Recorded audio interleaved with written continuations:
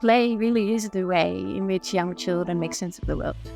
So what I really foresee as the impact of this conference is actually to have a ripple effect of learning and teaching in other schools. And hopefully ignite ideas in people's minds about the power of play.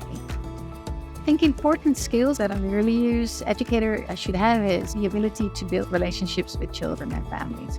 I think it's really an ability to see each child as a unique individual and the capacity to meet children where they're at, to extend the child's learning. And perhaps as adults are more attuned to listening to the amazing ideas that children have.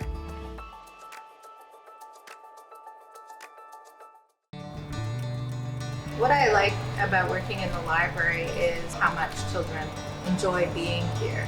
When I help a child find a book that they really liked, really rewarding because I know that is making them become a lifelong reader. My favorite thing about GIS are that there's so many books and there's always something new to read. I like to read books and study. They help me to learn stuff. I want to be a scientist. I could learn more about the world.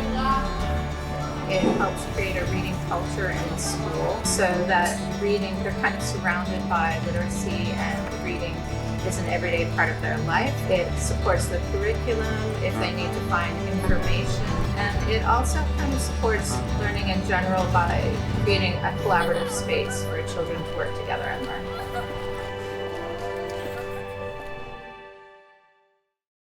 I think what is special about TIS is the relationships that we have with our families and with our students. We look at it as a big community, and so we're all responsible for the care and the love and the nurturing of these children.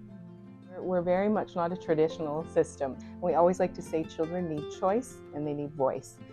I think a lot of it comes from our Reggio Emilia inspired approach. They started to look at the environment as a teacher. They started to look at natural materials. So it's looking at resources in a different way. If we set up our environment well, it evokes curiosity, wonder. We bring in the natural from outside, bring the outside into our learning, and we look at the world as a classroom. In our art room, in our math room, different areas of the school, they're researchers with us. We're co-researchers together. We go and look at materials. What could work? What might work? What might not work? And let's try out their theories and try out our theories and solve problems together. Children need to know that they are capable, and we believe they're capable. We have many amazing opportunities for our children. We've had children that have written books to raise money for those in need. We have our children do a fundraiser every year where we raise funds for different activists in residence or different charities, and our children are very involved in that. They know what they're doing. I would say that's one rich part of TIS. Our children know they make a difference.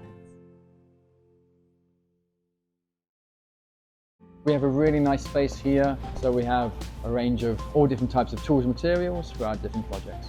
They learn the tools, they learn the processes, they learn how to do that. And that way, then when they say create something else, not only build out their ideas, but also with what tools to use and how to do that. This is going to help them to realize how to make hands-on projects. Identifying a problem, trying to find a solution, and then at the end of it, you have something you physically made that you can either use or display or exhibit. Ultimately, the big deal with art is giving students the opportunity to express the things they want to express. See, this is where you can make your projects come alive, really. If you have like inkling of an idea, if you have like a big grand project, you don't know how to achieve it, then you can come in here and I can show you what we have. You can come in as an individual and build out projects. You can also work with a team. And because the space is open, because it invites people to be able to work together, a big part of this space for me as an art teacher is to start to make it more open. Say, hey, I can actually go make things here. I can start to experiment here. It makes it really easy to have a collaborative project. What I'm wanting for students is for them to have that chance to be involved in a place and understand the tools to make what they want to make. Just this year, we started VEX Robotics, which is the biggest robotics competition in the world. There's, I believe, 20,000 registered teams this year. So it's always been like one of my goals as a teacher to give students what I couldn't have. Try to make sure that knowledge is being passed from the top down, so we're growing generationally in robotics. I think you can really develop getting along with different people, because in robotics, they don't want you to be in a group of everybody in your grade. And I think that really helps with like networking. So the best way for them to learn is to fail forward, to go meet these teams, see what they're doing better, communicate and learn from each other. It's kind of like trial and error. When our first design didn't work, when we came back from the competition, we figured out the more times you build a robot, the more times you know how it's going to work and the mechanism and its capabilities. I just think robotics is kind of the future, and I think it's very important to develop those skills earlier. We can tell now AI is really becoming integrated in our society. Teams are doing really well in smaller competitions against new teams. We've been placing first or second. And currently one of our middle school teams is ranked 83rd in the entire world for their VR robot. I want it to be as far as our imagination, because in the future, kids will also want to do this, and I want to inspire them too.